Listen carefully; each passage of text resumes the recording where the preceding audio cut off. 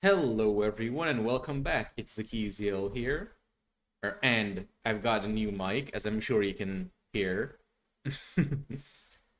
But yet today, I'll be reacting to Waking Dogs, unofficial Warhammer 40K audio narrated by a VOX in the Void. The original Waking Dogs is by Neil Litherland, and you should check out his stuff, and you should also check out I highly recommend you check out more of the narrations done by a VOX in the Void. They're great to listen to. And I also decided to launch a Discord channel, so if you guys, at least for whatever reason, wanted to interact with me more directly, a link to it will be in the description box below. But without further ado, let's get into the video.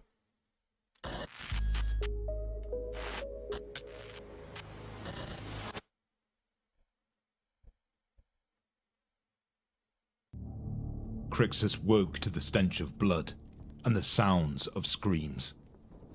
He stood on a battlefield, surrounded by smoking craters and the fragments of the army that had come out to meet them. Shattered tanks dotted the ground like broken teeth, and burning promethium turned the field into a scene of hell, while black smoke choked the skies. Scattered across the field like chaff after a reaping were the bodies of the dead. Men, women, it was hard to tell after what had been done to them. Also, in that artwork there, it looks to me as though someone had their hands, they're obviously a Coronate and a World Eater, but it looks like someone had their hands replaced with dual chainswords. They'd stood before the teeth of a war machine, and it had chewed them to pieces. Crixus took it in, bemused as the mist slowly cleared from his head, and he came back to himself. As the fog of battle frenzy departed, though, the pain it hid returned. The feeling of the Yes, it's when that battle high they've been writing, because the blood god demands blood and skulls for the skull throne, finally fades. The butcher's nails demanding to be fed. It was only a dull ache for now, but he knew the pain would grow teeth soon enough.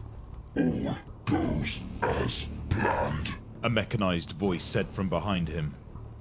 Crixus half turned. The creature that advanced from the firing line was a colossus of steel and ceramite, tarnished nearly black from fire and smoke over the years. Ceramite? So I assume that it's not a demon engine, but perhaps a Chaos Terminator? The Terminator warplate had never been beautiful, but now it was ugly, twisted out of true and corrupted by the fires of chaos.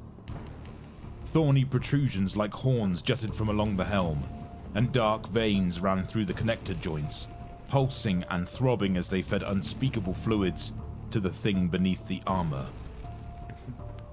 The eye lenses seemed to devour the light from the destruction all around, drinking in the suffering like a demon at a feast. Does it? Crixus asked. His throat was raw, and it hurt to speak. By the way, I kind of wonder how many Chaos Terminators can actually even take their armor off, because I've also heard stories of Chaos Space Marines who similar to the Chosen from Warhammer Fantasy, can't take their armor off because it's fused to them due to the, warping effects of chaos. He was sure he'd been screaming. He usually did when the command was given, and he was turned loose with the others.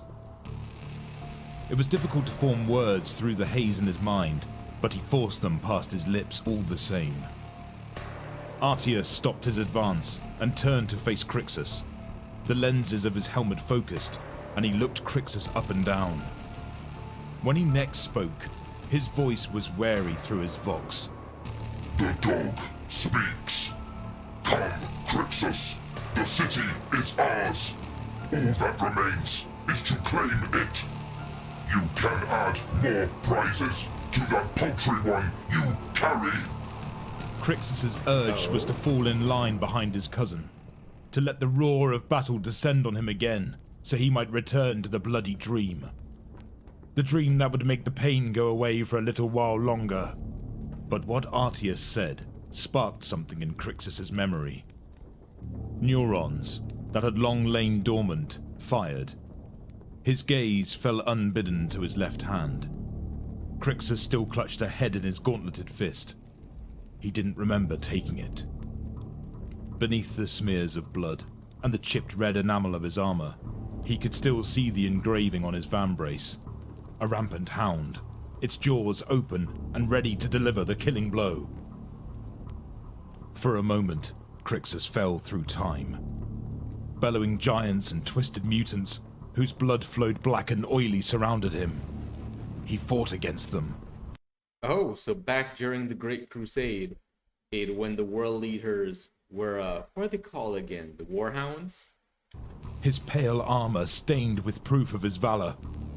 He had taken no skulls that day, for there had been no need.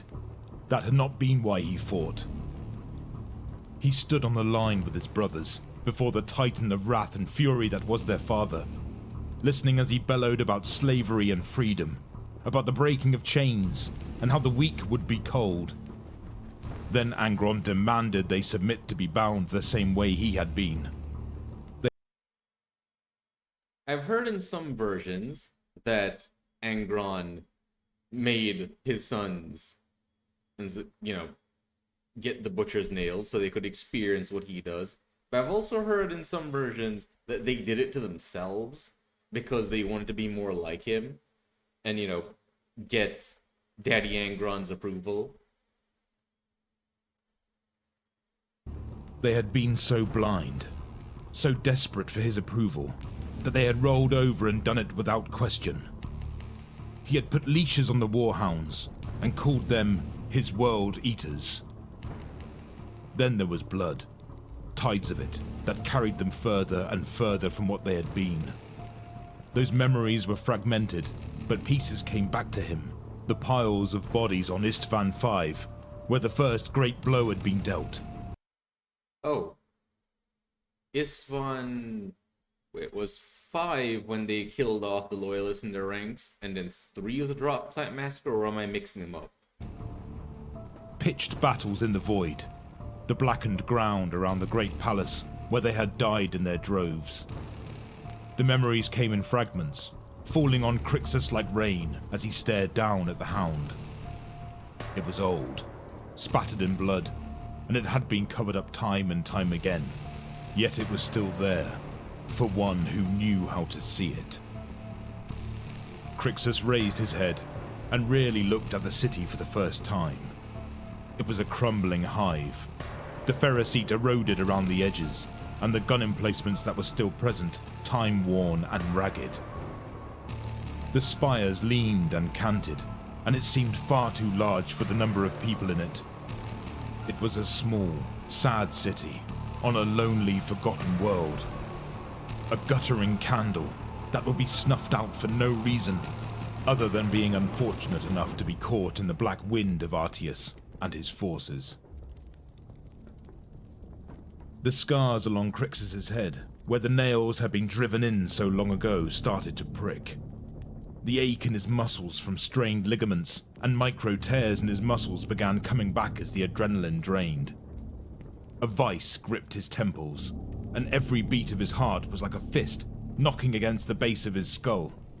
His breath rushed in past his teeth, and he tasted blood in his mouth. And the withdrawal from the adrenaline murder high is starting to kick in. His eyes fell from the battlements and onto Artius as he strode forward, firing at the city's remaining defenders and barking orders through his helmet link as he ordered other units to advance. Crixus's fingers spasmed, and he dropped the head he'd taken.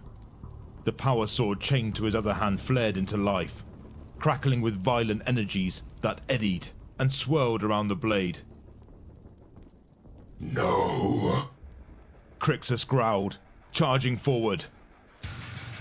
Oh. Artius was a bare dozen yards away, his arm-mounted cannon roaring as it spat rounds at the defenders on the wall. He tried to turn, to bring the barrels of his heavy bolter to bear. His armor made him slow though, and Crixus was upon him like a hunting hound on wounded prey. Wait, barrels of his heavy bolters in more than one?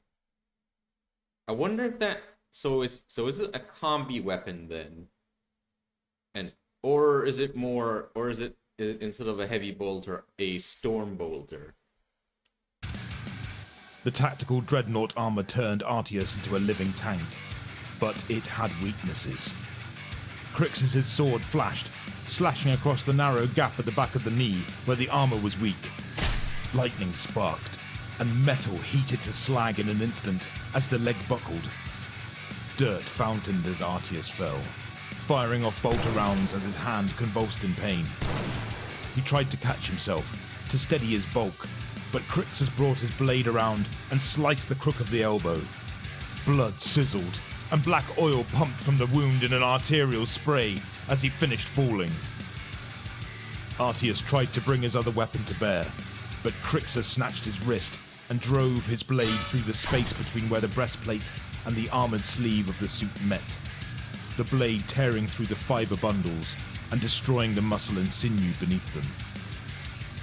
Artius shouted from the ground, but whether he was bellowing for reinforcements or trying to make Crixus stop, Crixus couldn't make out the words. All he could hear was the thunder of his heart and the pounding of blood in his head. The nails were singing now, and their rapture flooded every fiber of his body with fire. He brought his boot down on Artius's helmet once, twice, and then a third time. The eye lenses cracked beneath his heel, and fluid leaked from them like hydraulic tears. The faceplate splintered, and the VOX grill sputtered and sparked as it crumpled. On the third stomp, Crixus heard something snap, and Artius went limp, his flailing limbs dropping to the dirt. Oh, there goes his neck. Also, the way, I like how skillfully this guy was able to fight, targeting weak points in the Terminator armor, despite how, hopped up on adrenaline he is, and the need to murder things. Because in many cases, when I hear about coronate Marines, the first the first impression I get is that they're just a bunch of crazies who run screaming towards their enemies with chain axes in hand, which, well, yes, I'm pretty sure that there's lots of cases like that, but such a depiction doesn't really lend itself to the idea that they have any greater battlefield skill than simply running at someone and flailing their weapons around like maniacs. From behind, something smashed into Crixus' shoulder with the force of a hammer. Heat washed over his face as the outer layers of his pauldron splintered, flinging him forwards. Lasfire cut the air where he'd been standing, and plasma dripped from where he'd been hit. He tucked and rolled, shedding the damaged outer armor as he came back to his feet, facing the direction of the new threat. One of the fire support teams at the trench line had heard Artius' commands and turned their plasma weapon on him. The operators were charging it for another blast, while the rest of the squad directed their fire his way. As he stood, Crixus snatched his bolt pistol from where it was mag-locked on his hip and fired. All it took was a single round to set off the plasma core, and the trench was awash in blue fire. There wasn't even time to scream as the explosion swallowed up dozens of soldiers, making a gap in the firing line. The world around him moved in slow motion as the furious nectar pulsed through Crixus' veins. He leaped through the remnants of the explosion, his pistol spitting death and his sword cleaving anything that got within range. The last remnants of the rear guard still holding support positions were torn to pieces before Crixus ran out of ammunition. He dropped the bolt pistol, the maglock securing it to his hip as he strode forward. Another traitor. whose planetary defense uniform still bore pale places where its old marks of rank and honor had once been sown. One by one, the artillery stations fell silent. Crixus killed the operators as he found them, moving like a storm of vengeance that left none alive. The defensive battlements they'd built, the protections they were so proud of, became their tomb as they had nowhere to retreat to. Soldiers died in their droves, and what few of his cousins had been left behind were too slow to react. You know, this music is also so lending to the mental image of a Doomslayer-esque rampage through this place. They were used to those who wore the red armor losing focus, and slaying those near to hand. It was only when Crixus was upon them that they realized these were not random acts of destruction. This was a dismembering strike. It took him 24 minutes to cripple the line, and leave his erstwhile allies with no one watching their backs.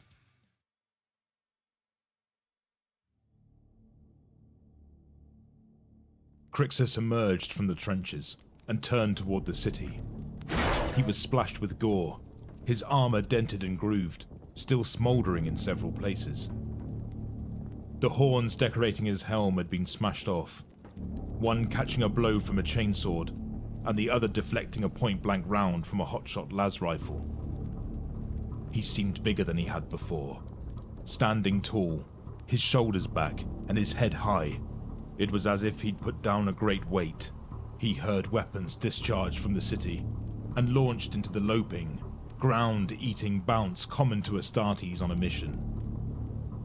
He entered the city, and silence followed in his wake. He had taken the heads of Thunder Warriors on Cerberus. He was there when Sanguinius and his sons matched their fury against the children of the Red Angel. He had taken the field alongside Titans, and he had fought 1,000 times, 1,000 battles, and come out the other side. Crixus had never been a match for Khan, even in the days before their father had returned. He would never have been able to match blades with the likes of Sigismund, but to those who stood in his way in that nameless rotting hive, he was death incarnate.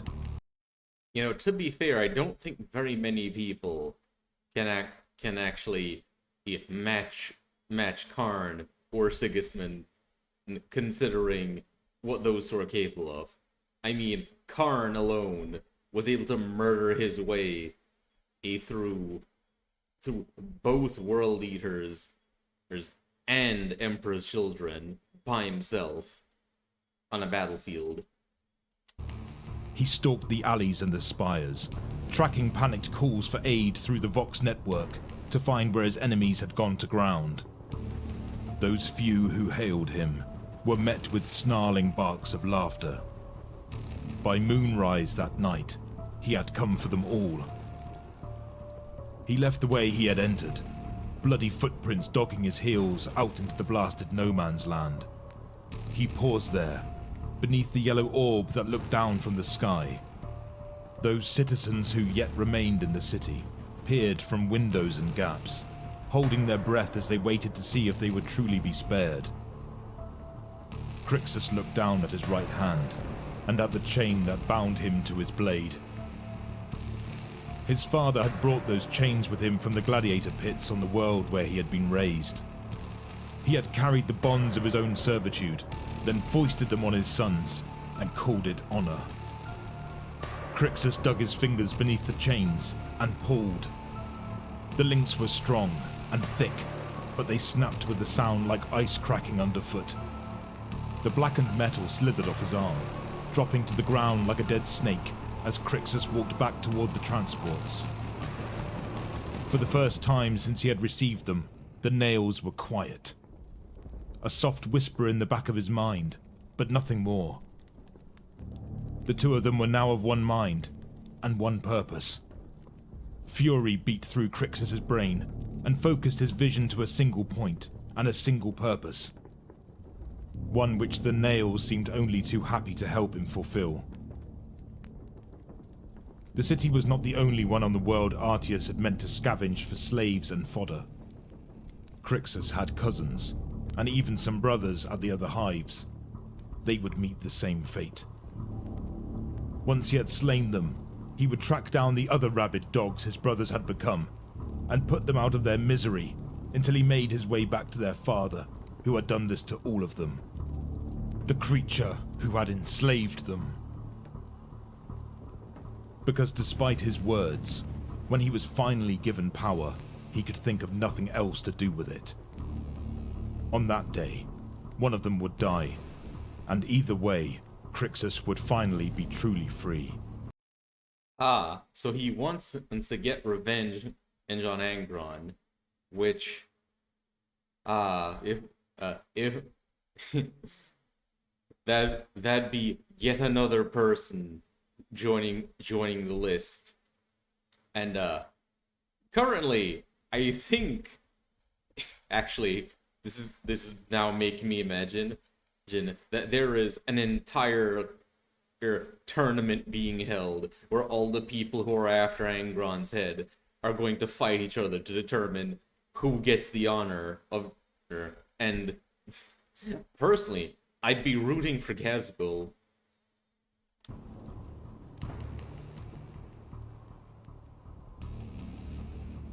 Yeah, that was fun to listen to.